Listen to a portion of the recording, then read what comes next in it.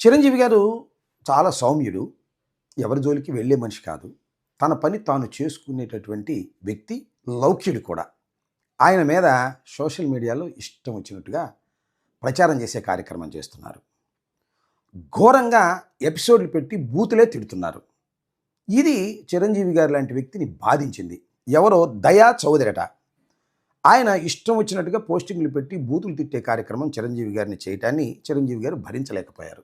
ఎవరి దయా చౌదరి అంటే బహుశా ఆయన భారతదేశంలో ఉన్న వ్యక్తి కాదని, ఆయన అమెరికాలో అట్లాంటాలో ఉంటాడనేది అక్కడక్కడ అందుతున్న సమాచారం. వాస్తవాలు ఏమిటో మనకు తెలియదు. ఈ విధంగా చిరంజీవి గారి మీద ఈ రకంగా చేయటం అనేది చాలా దుర్మార్గం. ఎవరు చేసి ఉంటారు? ఎవరు ఈ దయా చౌదరి అనేది ఇక్కడ ప్రశ్న. నాకు తెలిసినంతవరకు, నాకున్నటువంటి అవగాహన మేరకు ఖచ్చితంగా ఈ దయా చౌదరి అనే వ్యక్తి బాలయ్య బాబు గారు ఫ్యాన్ అయి ఉంటాడు. ఎందుకంటే బాలయ్య బాబు గారికి ఇలాంటి సైకో ఫ్యాన్సే ఉంటారు. ఎందుకు చెబుతున్నా అంటే అది నా అనుభవం.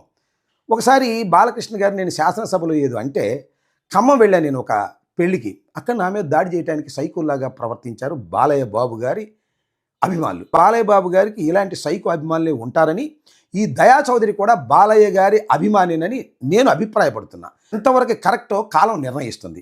అయితే దీని మీద 2 సార్లు చిరంజీవి గారు రిపోర్ట్ చేశారు. 2 సార్లు పోలీసులు యాక్షన్ తీసుకునే ప్రయత్నం చేస్తున్నారు. చివరికి ఏ విధమైన యాక్షన్ తీసుకుంటారో మనం చూడాలి. వాస్తవ అవాస్తవాలు ఎప్పటిలోగా బయటకు వస్తాయో కూడా మనం గమనించాల్సినటువంటి అవసరం ఉంది.